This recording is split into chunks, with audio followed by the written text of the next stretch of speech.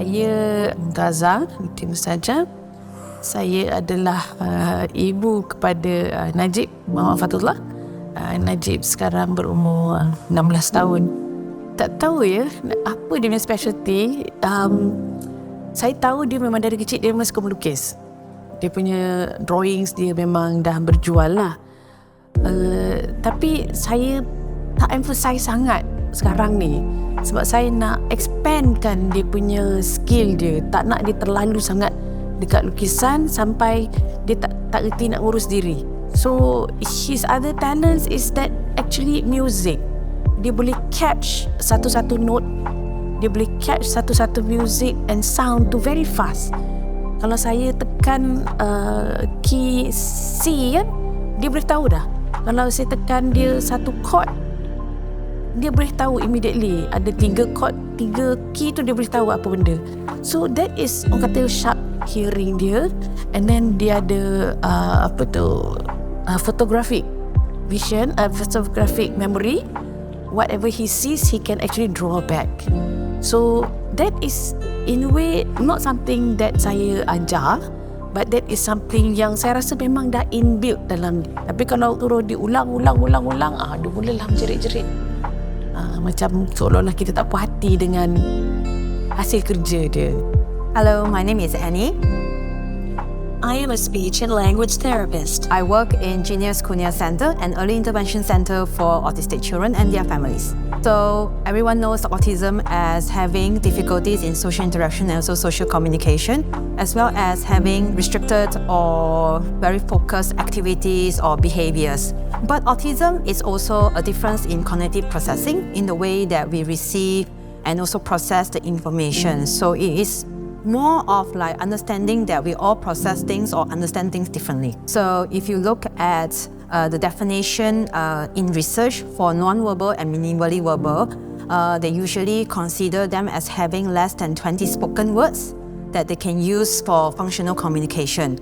But the autistic community themselves prefer to call themselves as non-speaking, because calling themselves as non-verbal or minimally verbal suggests that they do not have language or understanding. But rather than that, it's just that they are not able to use spoken language as a way of communication rather than not understanding language at all. Saya Coach Dini. Saya dalam bidang renang HSC ni dari 2013. So dengan autism, a few years after 2013 lah saya ingat. Cabaran yang terbesar banyak. Kadang-kadang diorang tak nak dengar kita, so diorang lari-lari ke kolam. Itu yang adults lah kadang-kadang macam Najib. Dia yang kids yang kecil lagi, mereka kadang buang air dalam, nangis. Kalau di sini kita train diorang setengah jam je, sebab bila kita train lebih, diorang dah tak fokus. Yang lebih jam tu diorang akan tantrum lah biasanya kan. Najib ni depends on how you see it lah. Kadang-kadang he can be, as a person, dia buat hal dia sendiri. Dia tak pandai socialize sangat lah. Nak kata dia penyabar, depends apa yang dia buat. Benda yang dia suka, dia sabar. Benda yang tak suka, dia outright dia akan menjerit-jerit. So it's obvious dia tak suka. But dia seorang yang kita bagi arahan, dia buat. Walaupun dia bising ke apa-apa, dia akan buat. Tapi pernah the biggest meltdown that he's had was besar-besar ni masa dekat airport. Dia mengamuk sangat-sangat. Mungkin sebab terlalu penat. Kami penat sebenarnya. So travelling, bawa saya dengan dia berdua saja sampai ke airport KLIA. Lepas je immigration, saya dah nampak dah dia macam dah mula nak stress. Dia tak apa Najib. Saya push. Ngam-ngam lepas kita check baggage keluar tu, dia menjerit-jerit tau. Bila dia menjerit-jerit, ya Allah, nak kata saya malu tu tak tahulah. Orang keliling ramai dah tengok. Polis dah mula datang, orang-orang immigration dah mula datang dah. Saya sempat tarik dia dekat belakang dinding yang agak terlindung sekali daripada hadapan ramai. Dia mengamuk, dia menjerit-jerit, suara dia kuat. Dia lagi tinggi dari saya. Saya terpaksa pegang dia. Najib, calm down. Astaghfirullah, Najib, astaghfirullah. Dia jerit lah, astaghfirullah, dia jerit. If you don't know how to handle a meltdown child, don't don't handle. Just leave it, let the caregiver, let the parents handle. InsyaAllah dia akan tenang. InsyaAllah dia akan tenang. Cuma kalau halayak ramai, kalau if you nampak, just smile as an encouragement to the parents and then leave us alone. Tapi saya ada rasa macam confuse sedikit lah antara autism dengan orang-orang upaya. Macam tu lah. Saya rasa mungkin kalau saya lah sebab saya rasa saya sendiri pun tak begitu tahu untuk handle. Approach orang autism ni a bit tricky. So kita ada cara-cara dia. Macam kita nak kena approach dia secara slow, kita tak boleh terus direct dia, terus pergi jumpa dia. Macam slow, perkenalkan diri apa semua, siapa kita tanya dia, kita nak apa, dia nak apa, semua.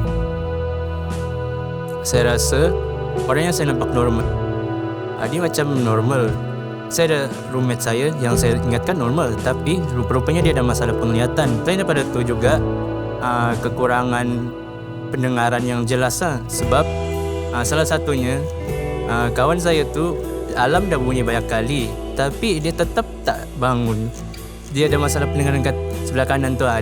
Saya baru tahu tahun ni yang kawan saya ada masalah macam.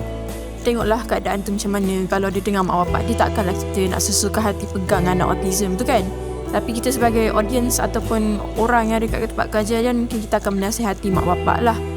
Ataupun dia kalau itu anak kita sendiri atau adik kita sendiri, mungkin kita akan guna cara metod pelukkan lah. So there are many different ways to communication. Of course, the most common ways that we use is actually speech. But speech is only constitute about 30% of our daily communication. If you notice, we use a lot of our body language, such as gestures, as well as our facial expression. Communication needs to be thought of in a much broader sense, not just words, spoken words, but in many different ways, such as written language, typing, sending messages, sending emails, pointing to pictures. All these are forms of communication. Kebanyakan orang bila dia dapat tahu anak dia hebat sesuatu, dia akan fokus kat budak tu sampai international level ke apa-apa. Saya tak nak. Saya nak dia jack of all trade. Harapan saya is that for the society to accept anak-anak autism ni, and please don't see them weird. They are just like you and I. They have their emotions, they have their feelings juga, so don't hurt them. But it's also important for parents jangan takut anak-anak ni apa society nak kata ke apa ke, peduli apa, ni anak kita. Kalau kita nak ajar dia blend with the society, go ahead. But before you do that, make sure your child is ready. I think that a lot of people know about autism in a sense that they are aware there's such word as autism. But do we truly understand and accept autism is another matter altogether.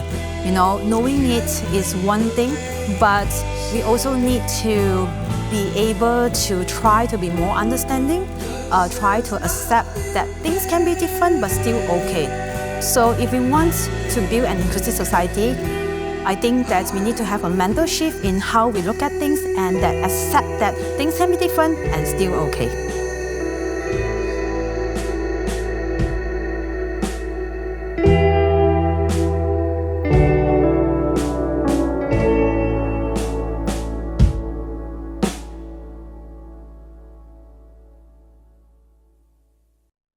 Fly me to the moon, let me play among the stars.